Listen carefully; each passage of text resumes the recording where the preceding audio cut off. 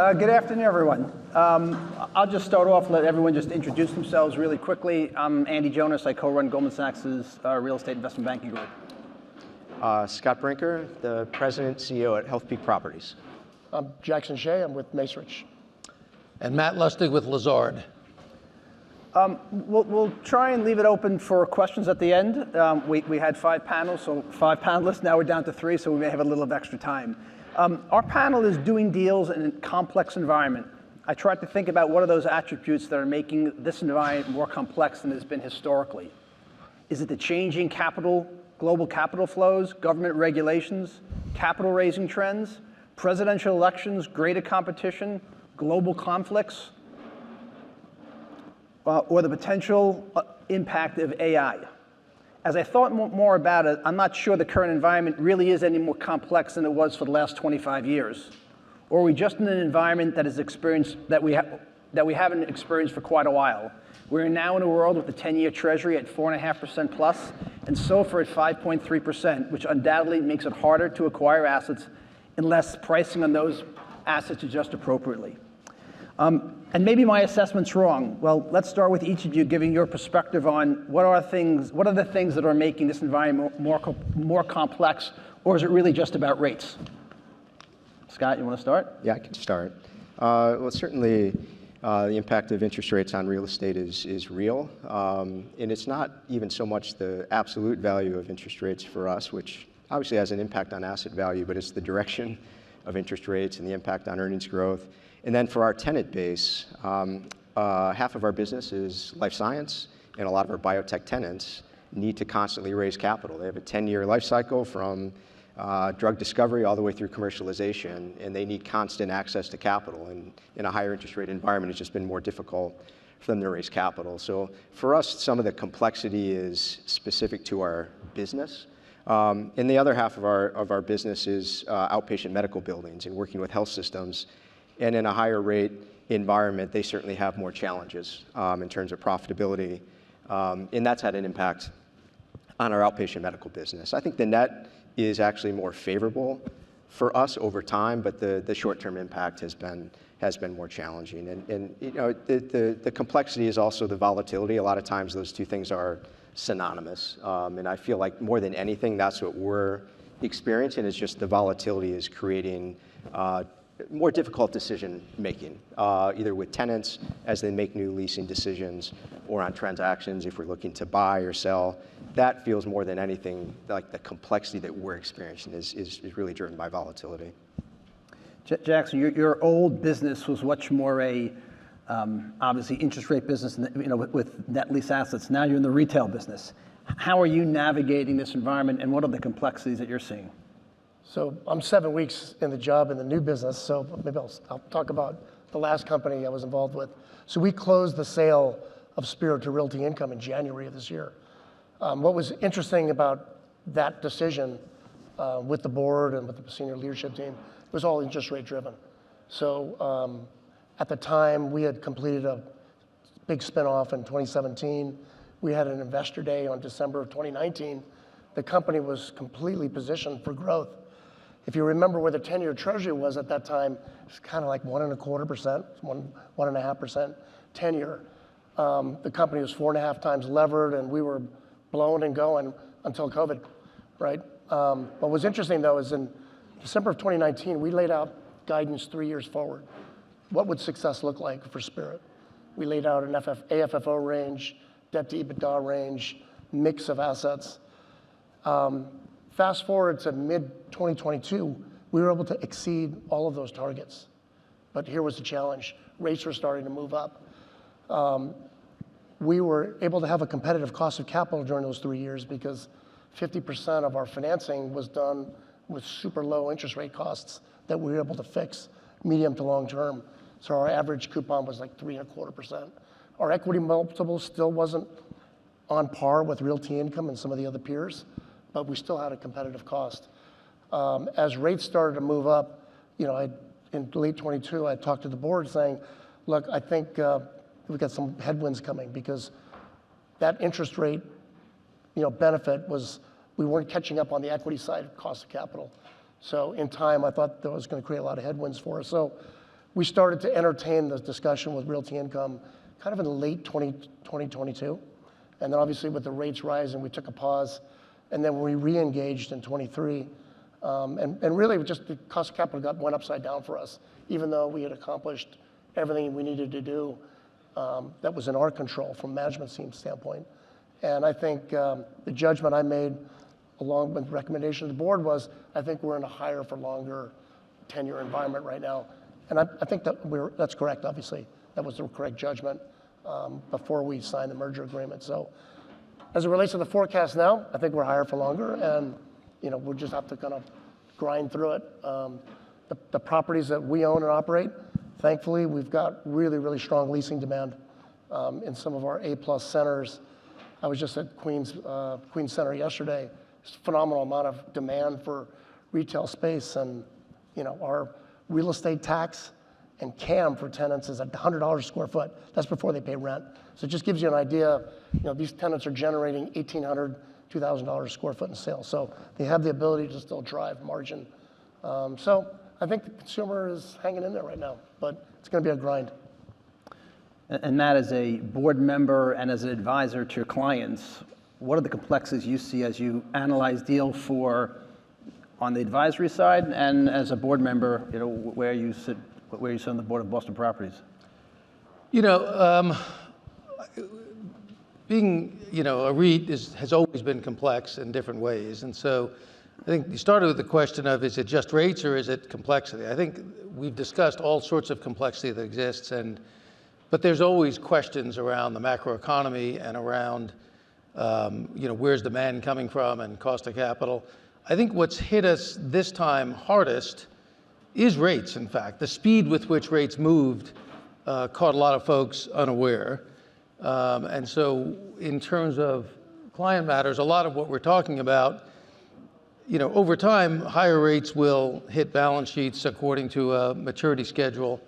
Most public REITs are in pretty good shape, although FFO is impacted obviously by the simple matter of increased interest rates when you replace debt. And so that's a big issue. This whole AI thing, I don't feel like has hit the REIT world in a way that's it's hitting our tenants, broadly speaking, and the broad economy faster than it's hitting the REITs themselves in terms of observation. But there's a big question around consolidation, around what do small REITs do in particular? There's still, for my entire career, which spans many decades at this point, there's been a prediction that the smaller REITs would get consolidated into the larger REITs, and that's been largely true, but then new smaller REITs get formed either by contracting from larger REITs or newly formed folks. So I do think there's a sort of industry question that is boardroom specific. I mean, the companies on whose boards I sit are very large cap companies. It's not an issue for them for themselves, but when you look around, I do think there's been this constant debate of is bigger better, if you will, in terms of boardroom discussion. And, I think it's a bit of a misnomer of a question. Better is better, but better REITs get bigger and become very large cap. And I think it's hard to deny that the largest cap REITs, generally speaking, are some of the best managed and best financed REITs there are. And so, we're thinking a lot in the boardrooms around, what do the better REITs do? How do you take advantage of the fact that you have the systems, the scale, the access to unsecured financing, the management expertise, development expertise, at a time when stock prices haven't zoomed? And a lot of that answer is around how do we capitalize the business going forward? And there's a disproportionate interest, I think, in private capital to supplement public capital around joint ventures or other structures, because there is plenty of private capital, and the public capital for many REITs hasn't been as open. In a high interest rate world that we sit in today, obviously cash deals are way higher, taking what Blackstone's off the table, what they've done in their two recent deals. But it really shouldn't impact stock for stock deals. That's just how does my currency trade versus someone else's? What's my capital structure look like versus someone else's? Scott and Jackson, both of you did very successful stock for stock deals. in this environment, partly because maybe the cash buyers couldn't compete. Maybe talk about your thinking, if you can. I don't want to cross over anything that's not in the Right. proxy. What was the thinking on that stock for stock deal? Yeah, I'll go ahead and start. Yeah, so the biggest thing for us at Healthpeak was how do we create the best platform in the segment in which we operate? And we felt like between Legacy Healthpeak and Legacy Physician Realty Trust, which is the company we merged with on March 1st, we're biased, but we felt like we were putting together the two best outpatient medical platforms in terms of scale, relationships with health systems, which is critical because they take 2/3 of our space. The traditional medical office building of a bunch of small physicians, that doesn't exist. As health systems have moved their business and strategy to an outpatient basis, they're using our buildings to provide outpatient services. So you have to have the health system relationships, and we felt like between our 25 years in the business and what John Thomas was able to put together at Physician Realty Trust over the past decade, we were combining the two best platforms in terms of national scale, local scale, health system relationships, just expertise.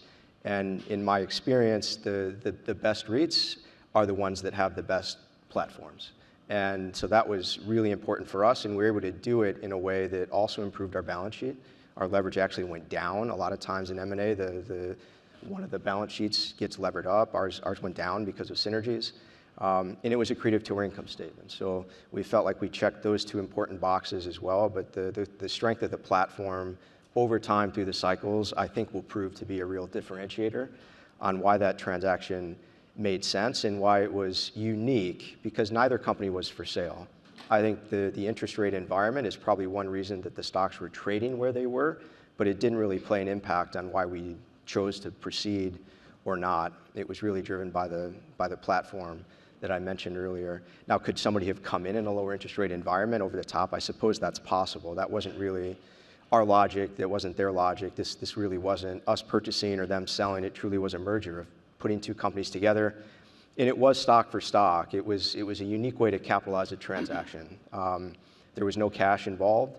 We weren't happy with where we were trading relative to what we think the assets are worth in the private market, but admittedly, there's been so little transaction activity in 2023 that the concept of NAV was a best guess at best. But they weren't happy with where they were trading either. Neither company was looking to sell by any means. We were looking for a way to get to the other side. And this was a unique transaction where Physician Realty Trust shareholders got undervalued Healthpeak stock, but Healthpeak shareholders got undervalued Physician Realty Trust assets. So economically, it's hard to wrap your mind around, but let's say both companies were trading at a 30% premium to NAV instead of a 30% discount, and it was stock for stock. Economically, it's the exact same thing. The same thing happened economically in terms of relative value, and that's ultimately what it came down to for us, is are we comfortable with the relative asset value trade, even though we don't like issuing stock at a discount? We felt like we were buying assets or merging into assets at an equal discount. So that's how we got comfortable with the transaction. But it's admittedly unusual, and the public market tends to like simplicity, and it wasn't simple. So I think it took some time for people to get their arms around. Ours was a stock for stock transaction with Realty Income. I describe it as more of a sale of the business. I think for the things that we looked at, obviously we struck a deal at a 0.762 exchange ratio. And so it's a relative value, and that exchange ratio had gone more in terms of our favor if you looked at it over the last several years. But that really wasn't the full story. The full story was we had a debt structure that was extremely attractive. If you mark to market our debt, it was worth something in the order of $500 to $600 million in terms of value for the acquirer, because you couldn't buy $10 billion of assets, finance it at that time at prevailing long-term rates. So there was a lot of AFFO accretion and yield relative for the buyer. So one of the discussions with my counterpart was, hey, look, I don't have to sell. We can wait it out. We've got a great business, but for you all, this is going to accelerate your growth in what I believe is going to be a really difficult year. And so look at this as a bridge to get you from January 24 to early 25, which I think will be kind of begin to look like maybe a different environment as we look forward on the 10-year. And look, it was a tough call for my senior management team. We all looked at each other and said, my successor in the case that was going to succeed me was a strong advocate to do this because he felt this is the right thing to do for shareholders. We could have continued to grind it out, but we felt that coming into Realty Income for them at this moment in time would give them a good bridge to get through to 2025 and then reaccelerate. I also believe that one benefit of larger and more diversified is, you are able to withstand different,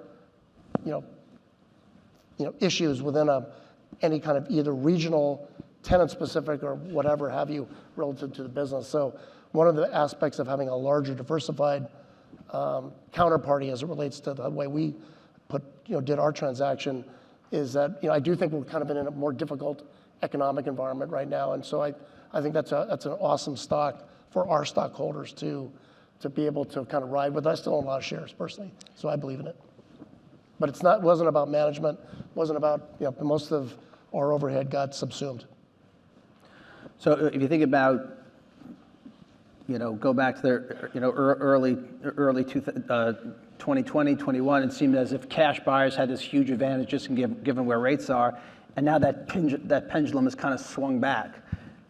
Do you agree with that, Matt? You spend your time advising a lot of companies, or can there be cash buyers in this environment, or have prices just not adjusted to the level where it works?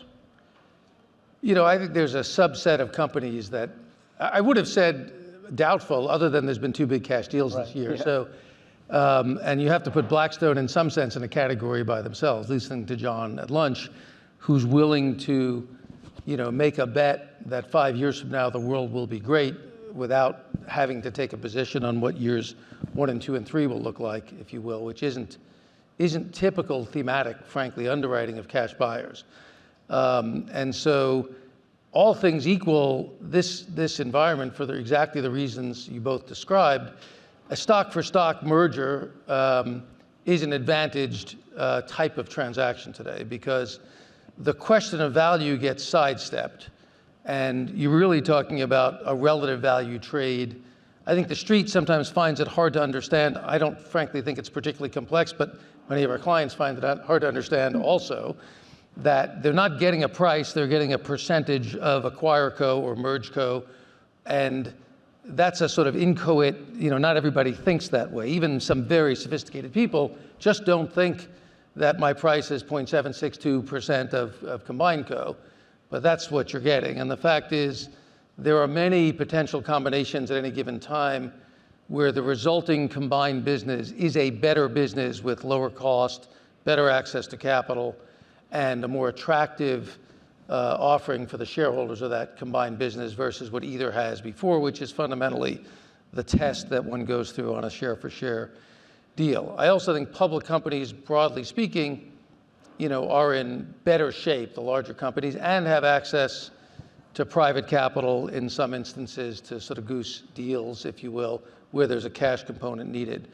But the companies that are most attractive in this environment are companies like Spirit, which have a lot of debt that's fixed for a while. You don't have to prepay and re-lever the capital structure. A cash buyer typically, there's a certain amount of secured debt. It's part of what made Airco attractive, $2 billion and change of low rate secured debt that stayed in place.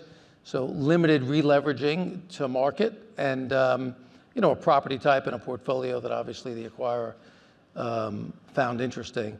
So I think the pendulum has swung other than you have whatever $200 billion of mostly opportunistic capital that's been raised and has been doing nothing for a year and a half. And it's a really uncomfortable place for a private equity firm to raise a lot of money and not invest. And so I think what's happening is people are making their calls around, whether it's the bottom or not, whether you can see and predict a reasonable future at this point. And I think you'll see some cash deals that are partly born out of capital that's likely to sort of go for lower risk kinds of investments that are close enough for rock and roll, and then layer in the rest of the fund over time to hit returns is sort of my guess. You know, the one thing we certainly know is there's a lot of capital out there, as Matt said. And you've got funds who've raised billions of dollars who are just sitting there. You've got other large institutions who have capital who want to put it out who haven't been able to do that. We're in an environment that most REIT CEOs don't want to be raising capital. Digital Realty, who we just saw up here, did a very interesting deal with Blackstone where they JV'd on massive amounts of development. That adds complexity. Scott, when you think about your business, and you may or may not like your stock price, but you still want to figure out ways to grow, my guess is there's still interesting opportunities out there. What are those different levers that you think about, and how do you weigh the complexity of doing something versus keeping your business really simple, which we know that's what investors like? Yeah, and it can be a little more complex behind the scenes, which joint ventures certainly are. You try to simplify it as much as you can for the public presentation and conversations, but at the various companies I've been involved with, we found a way to utilize joint ventures effectively without confusing the story. I do think it's an important part of the capital plan.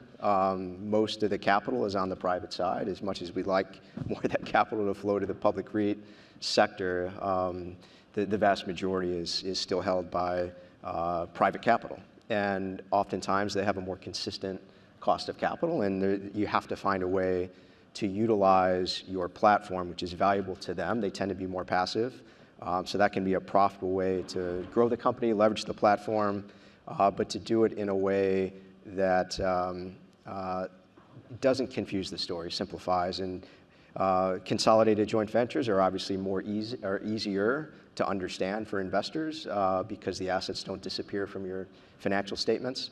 So that's tended to be the direction that we've gone. But as we interact with a lot of the larger institutions around the country, if not the world, they still like the two sectors that we're in. Even though they're out of favor in the public markets, there's still a high degree of interest in those two sectors, belief in the long-term fundamentals, and a belief in our platform. And there's got to be a way for us to leverage that interest profitably for our shareholders. And I think if you can do that, you can get support for it. Schack, so how about you? Historically, the mall business was one that always had joint ventures and large joint ventures, given the size of your assets. Is that part of the ongoing strategy? Do you need that capital to continue to grow?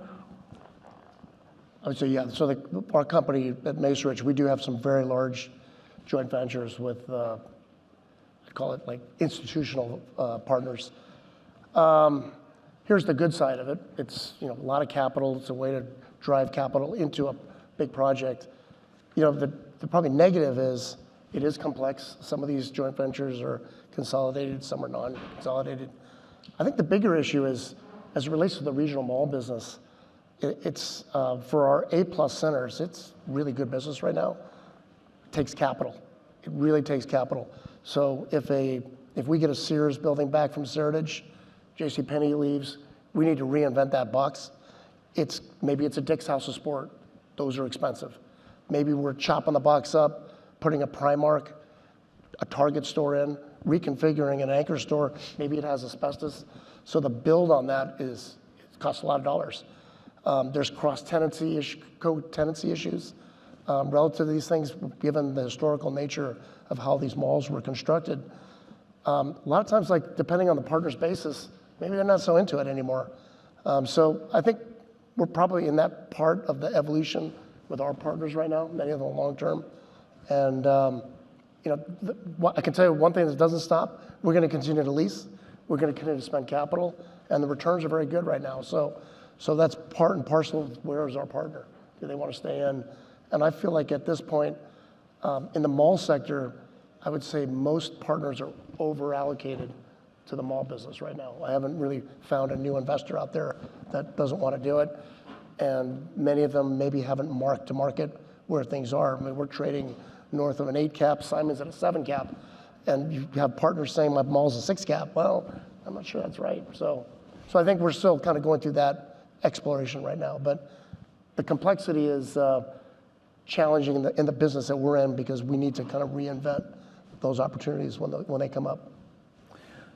So many REIT CEOs, boards, I'm sure are getting pitched on the ideas of, spin off your bad assets or try and separate the good from the bad. And we've seen some people do that, historically, but only rarely. Matt, in an environment now where you've got certain asset classes, maybe it's office, who sit there in an environment where some of those assets will never recover, does it make sense to spin things off, create these, call it zombie REITs that are externally managed, get those bad assets off the balance sheet, a little bit like what happened with banks where they had good assets and bad assets? Does that make sense, or is that just way too complex for public REIT investors? I would say it can make sense. So although there are serious complexities to actually pulling, from a capital structure point of view, to spinning off Badco, given the cross relationships inside the company. So, and we've gone down that road in a number of cases to try to purify, if you will, RemainCo. I'm not sure, the numbers tend to not tell you that there's a lot of value creation at the spin, but what you need a second step, which is raising capital typically and growing GoodCo and sort of putting GoodCo back in a good place. So I think in theory it can make sense, but it's not because the value is much greater when you run the numbers and spin off Badco. What's happened in a couple of property types is where there are joint ventures or secured debt involved, the companies themselves have debt ratios that are out of whack. But some of that debt relates to 110% financing on assets that's non-recourse. And the company doesn't think of it as debt because they're not putting a nickel in that property, and those assets are underwater.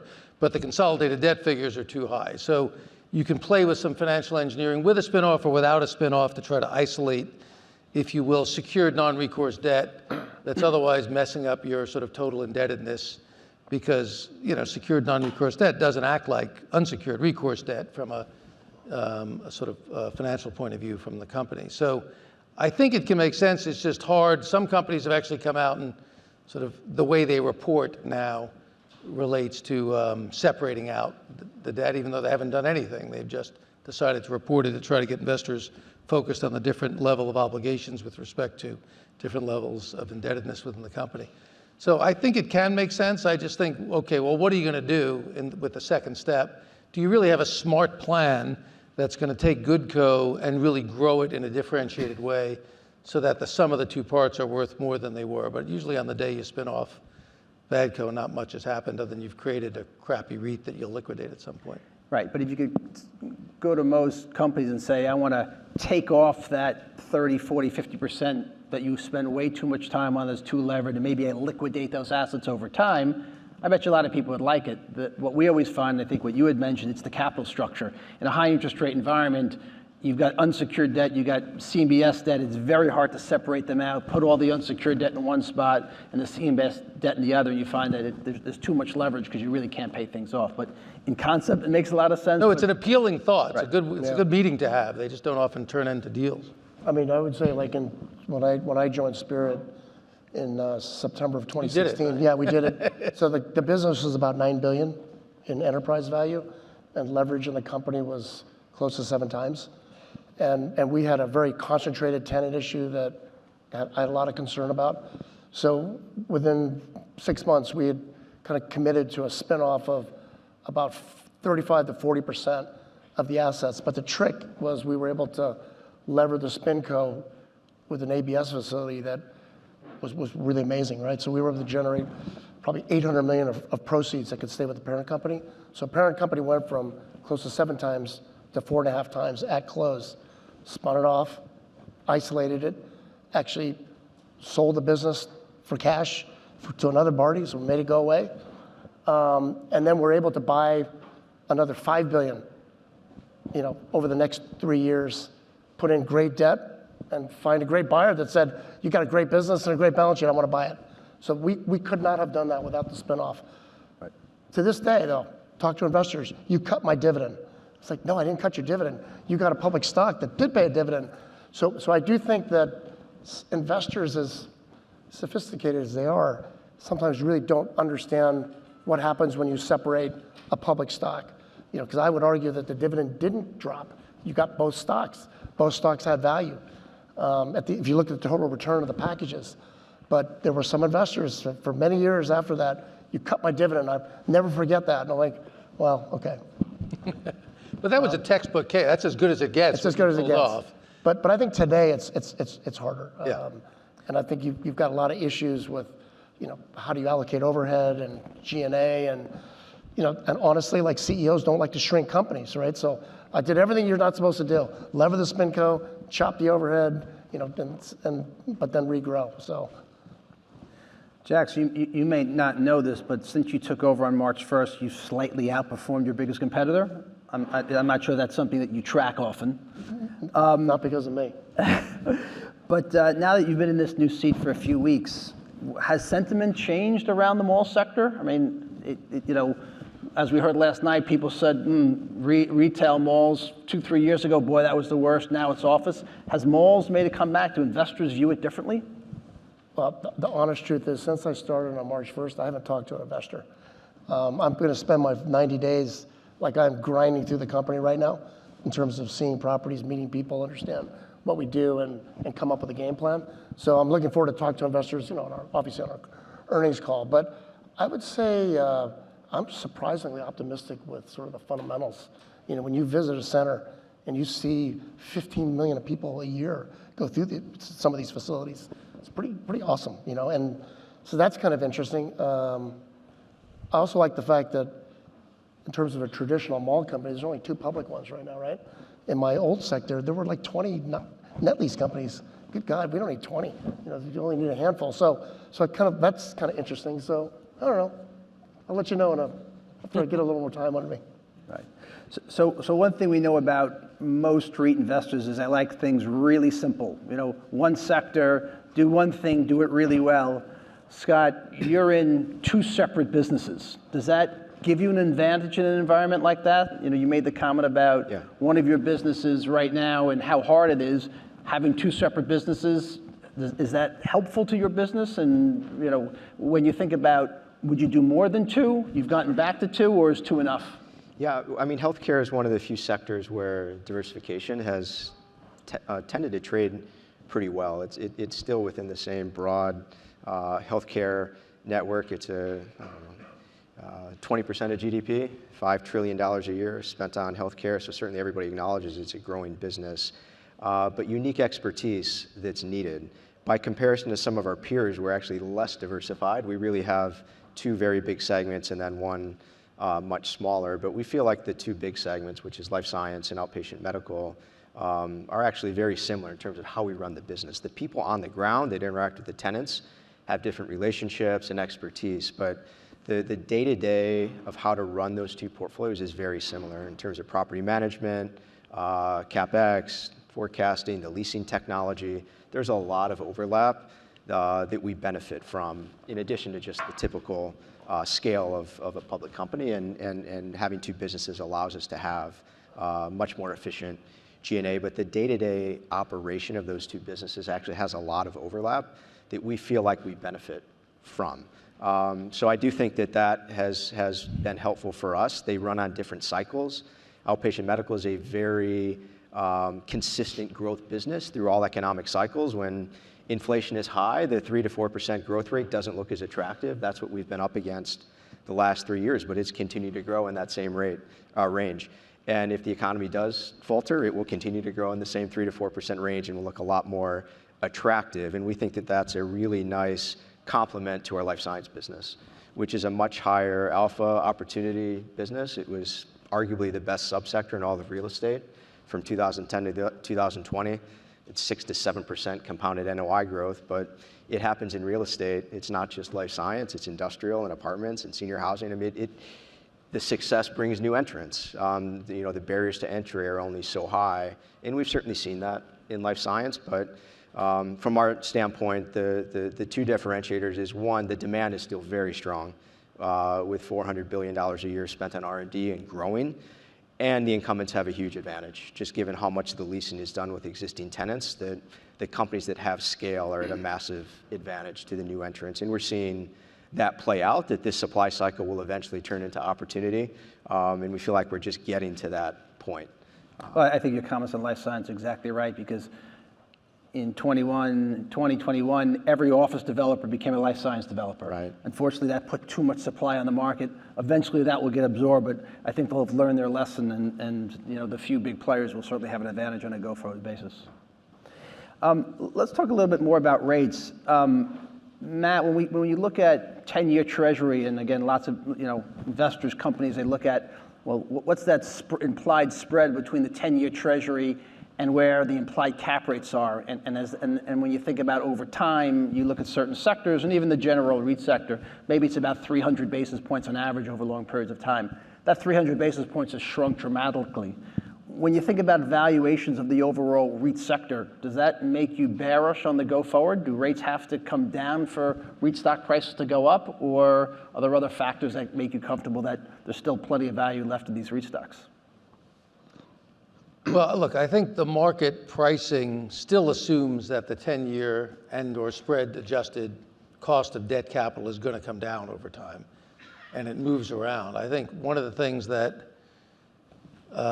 was a little bit sobering was the incredible sensitivity at the moment with changes in perceptions of rate cuts and how violently REIT prices have moved up and down based on future perceptions, which have been completely wrong throughout this interest rate cutting, rising and cutting cycle. So I do think interest rates will be look, there's a race between underlying growth of same-store property and acquisitions and rates. Rates at the moment are poised to win in most property types, just from the natural maturity of 3 to 4% debt to, whatever, 5.5 to 7% debt, depending on what it is, and higher for some property types. So, I think if rates don't come down, I think there's more downside in the REIT market from where we sit today than there is flatness or reduction. I think the market is still, because the rates don't just move your cost of debt capital and FFO, it moves your cost of equity. Right? All of our equities are priced with some premium, as you were alluding, to what the cost of debt is. So when both of those things move, if rates don't come down, I think there's probably a little more downside in the REIT market from where it sits today. The REIT market remains, I think, with an expectation, and you can debate what quarter, but that rates won't go up and that they might come down, within the next, let's say, 9 to 12 months.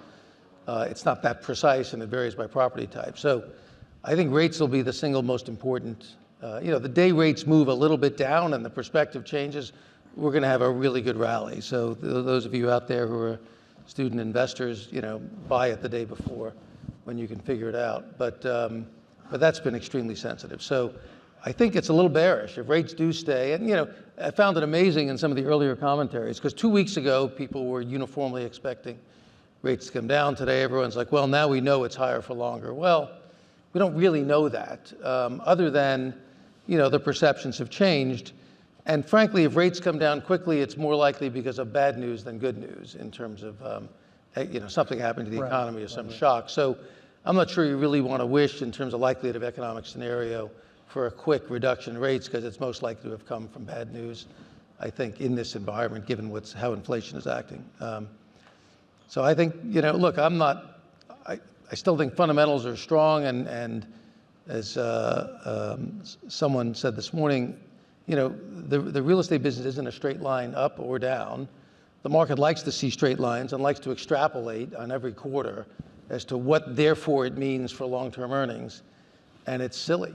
All REIT executives try to, give investors as smooth a ride as you can, but unfortunately the fundamentals don't always answer that on a quarter-to-quarter basis, and the market is very short-term oriented around expectations of rates and, what happened this quarter and how do you extrapolate. Also, I would say it's not just a 10-year too. It's, look at T-bill rates. We've got this inverted yield curve right now. So, even though we're paying pretty compelling dividend yields as an operating real estate company, it's just like, why do it? So you're fighting two things, long end, short end. And that's why I think we're in this kind of very uneasy period. If you're a REIT money manager, geez, it's really tough. It's going to be really hard performance-wise. But as soon as that pendulum shifts, maybe 10-year drips down, curve starts to steepen, watch out. I think it's just going to change the dynamic in terms of being able to, we're generating, call it on average 4 to 6% dividend yields. companies are generating anywhere from 2 to 4% AFFO growth rates. So it's not bad, total rates of return, but when you can just invest in short-term rates at 5%, you're going to hit the easy button until you don't have to. And so I think it's not just long-term rates. The curve has to really get back to a more normalcy, which I believe it will. I actually believe the short end might react faster than the long end, which will actually be good for us. So Scott, I know you just bought a few $1 billion of assets, but I'm sure your acquisition people are out there still looking for that next deal. Have private market prices adjusted enough in this environment? Or, are the sellers unrealistic in what they're looking to do? And can you find things to buy? Yeah, it's opening up. Even the all-cash buyer, which is unique, there aren't many, but even they are impacted by interest rates in the lending environment in terms of their return expectations. But the vast majority of buyers need financing. And the financing market was really difficult in 2023. So there was an all-time low in transaction activity, 50 to 80% reduction in our subsectors. We're starting to see that open up as the lending market has come back, but it tends to be smaller transactions. So there was an era when bigger was better, and today it's the exact opposite. Anything over $100 to $150 million in our subsectors is very difficult to get financing for. Now, maybe that will change the last couple of weeks. The CMBS market seemed to open up a little bit, at least for specific subsectors, and that could change the dynamics, but obviously the last week or two might move things in the other direction. But that tells me that the pricing has adjusted. Sellers just aren't happy with it. And the activity we have seen has tended to be more on the higher return side, as opposed to lower risk, core fund type capital. That's been less common. And that's most of what we own, just given the nature of our subsectors. It's been the high double digit, approaching 20% type returns that seems to be capturing the most interest from buyers. Now that obviously comes with risk, but of the activity we've seen, it's tended to fall into that category. Well, my guess is as we see the IPO markets open up, we see more healthcare financing deals getting done. That should help your business and help your tenants and bring more capital to your assets. Yeah, agreed. So we just have a few more minutes. When Sam Zell took his first REIT public in 1992, the 10-year treasury was at 6.5%, and real estate investors, both public and private, figured out how to make money in that type of environment. You could certainly say that was a complex time as REITs were just starting out, and there was limited investor following and limited credibility in the public markets. That seemed like a more complex time than it is today, where we've got a much more functioning market, lots more investors, tremendous amounts more interest. Do you agree, disagree? Is this a more complex time? We're certainly in a more mature environment, but are there more complexities as you think about not only raising capital and doing transactions, but running your businesses? Jackson, you want? I would say, not really complex. I was thinking about that. I would use the example of look at the residential home market. If you own a home right now and you're sitting on a 3% 10-year interest rate, guess what? You're not selling. Because whatever you're going to buy, unless you're buying all cash, you can't afford it. So if you think about the commercial real estate business, anybody and everybody that financed in the last 3 years, good job. Hopefully you did it fixed rate. And they're going to hang until they can. And so I think what gets interesting is if this takes a long, long time, that will present opportunities, I think, for the public companies to recapitalize. But I feel like the more logical answer is there's a lot of private financing that was done on assets. People are going to wait as long as they can. They're not going to put capital in. They're going to continue to generate free cash flow until they can't. If things are over-levered, they go back to special servicing or back to the lender. But I think that's what's kind of clogging stuff up. People have attractive financing. They own assets. They may be generating free cash flow. They could mark it down, but then why sell it? And it goes just why the residential market's experiencing the same thing. So I think, I wouldn't call it complex. I think it's just that latitude of all that time where people were able to kind of really lock down low interest rates onto assets is kind of what's creating why we're stuck right now, in my opinion. It's not really complicated, just that. Okay. Before we end, I just need to ask one AI question. There's enormous interest and focus on how certain aspects of AI will play out for companies and the economy, including the timeline for commercial impact, the potential regulations, impact on jobs, and where value will be created, which companies will be the winners and which companies will be the losers. I'm sure this is a much longer discussion, but maybe each one of you can just tell us, one or two places where AI is impacting your business, and how are you using it to create greater efficiencies and hopefully values for your investors? Yeah, for us, the most immediate impact is in our life science business, where a number of our tenants are already using it in a material way. You think about the $400 billion that gets invested into that sector every year for R&D. That's despite a pretty miserable success rate. Even the drugs that make it to clinical trials, which is already a low percentage, less than 10% are actually successful and make it all the way through commercialization. AI has the potential, we haven't seen it in practice, but the potential to dramatically improve the success rate in terms of which molecules to target, which patients the molecule will be effective on. Anything that would materially move the success rate of the R&D spending, we think has the potential to really accelerate how much capital comes into the business, because there's no doubt there's demand for the end product if it's successful. The challenge has always been a lot of the drugs aren't successful, and there's a high failure rate. And we do think that AI has the potential to pretty dramatically change that equation over time. Yeah, I would say for us, I put more technology at this point, how we're using technology. It's probably on the specialty leasing side. So, today, call it maybe 8% of a tenant base in our properties are short-term oriented tenants. We have a tenant portal where people can actually go in. They don't have to visit the property. It's almost like buying a residential home. They can map out the space. They can see pictures, lay out the furniture. A bot will ping them and say, are you really interested? If they come back a couple more times, then a human will follow up.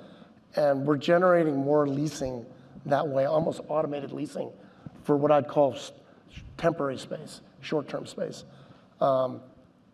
Big space right now, that we're not going to be able to do that with the Vioris and the Allos of the world. But I'd say we're probably just still scratching the surface of it.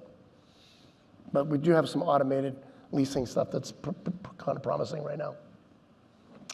Yeah, it hasn't touched our customers yet in terms of our interaction with our clients. It's starting. There's a lot of talk about it inside we're an investment banking advisory firm, so not a real estate owner operator. Where we're seeing it in the first instance is we have these sort of internal versions of chat of the AI sort of programs so that you can maintain confidentiality inside the firm and you're not sharing information outside. And a lot of it is just taking the drudgery out of the junior analyst and associate experience of summarizing documents, sort of doing a lot of work that can produce a first draft that's 80% good enough, and then you're refining information and fact-checking, if you will. But it's early days, I think. We're still maniacal about accuracy, and so you don't know what you don't know when you get back an AI-generated product, and so we're being, I would say, cautious and not super slow to jump in, because 95% isn't good enough. And so we still have a very high standard for the quality of analysis and information we do, as you do and sort of other advisory firms do. So it's starting, and it's taking some of the drudgery out, and it may disintermediate, whatever work we have going on in Bangalore, frankly, or that sort of a, quote, real back office tasks. But I would say it's early days, although I would also not be the one within my firm that would be the principal spokesman for using AI. So there's a handful of my partners who are way ahead of me on this one. Just last question. We have a lot of students in the, who are here today. Maybe just quick words of wisdom or advice. You've all had very long and distinguished careers, either as bankers or as now operating companies or as investors. What advice would each one of you give quickly to all the students that we have here? Yeah, I would try to find a growth industry and find a mentor that takes a very personal interest in your success. Those are the two things. Yeah, I would say, I think one of the other panelists on our earlier panel said, I think it's a great time to get in the business. I started in 1987 when the stock market crashed at Salomon Brothers. Watched a third of my training class get fired. They never landed on jobs. but I kind of hung in there, and it's been a really interesting career. For what it's worth, I think if you're really interested in real estate, I think asset management is a great place to start, understanding the bricks and sticks and what really drives the business. The financing is also very interesting, but I think if I were starting today, asset management is really interesting because at the end of the day, you got to fill these buildings, you got to release them, you got to be the owner. That's really what makes a difference. Yeah, I said one of the earlier answerers to that question basically said, do something you love, and I would agree with that. And within real estate, there's dozens and dozens and dozens of ways to participate in the real estate business. And any two people who say they're in the real estate business could mean something completely different from any other two people in terms of the various service providers, asset managers, investors, big, small, property type, geography, and what have you. So what I would say is find something growing and or inefficient and changing that's not static. I mean, when I went into the real estate business, my observation was this was a giant but highly inefficient business, and good things had to happen because you can't take such a big industry as real estate was at the time and have it run by a bunch of families based on inheritance as much as anything else and sort of deal savvy when you had that big an industry. And so my view then was this was going to professionalize, and it couldn't predict exactly how it would happen, but it was quite clear. It was big, important, and it had to change, and there are many sectors like that. But real estate remains at the lower end of efficiency versus all sort of assets. It's way more liquid, way more efficient than it was, but there are still smart deals to be done, better strategies on development and management and doing things a little better than the next guy. So there's just so much room because it's so gigantic. It's still 85% plus private. A big piece of that business is owned by, quote, mom and pops and families. So I think it's a giant set of opportunities on a relative basis, remains a giant set of opportunities, to other sort of sectors you might go into. This is a room filled with people who obviously voted with their feet. They're interested in real estate, and I strongly encourage it. But you want the first part of your career to be with smart people you can learn from, who care about you, and where you think you can make an impact. And I would just say, stay curious, ask lots of questions, learn everything you can. Someone else said, work your behind off. That's always good advice. One of the things you can do that's completely within your control is be thoughtful, be curious, and work harder to learn more, certainly in the early days, which is a huge differentiator, even though it shouldn't be. But it's a huge differentiator for 20-somethings to come in and want to work harder, learn more, work smarter than the next guy. And momentum earlier in your career is more valuable than later, all things equal. Well, I thank you all very much for your time. And thank you, Andy. Thanks, Andy.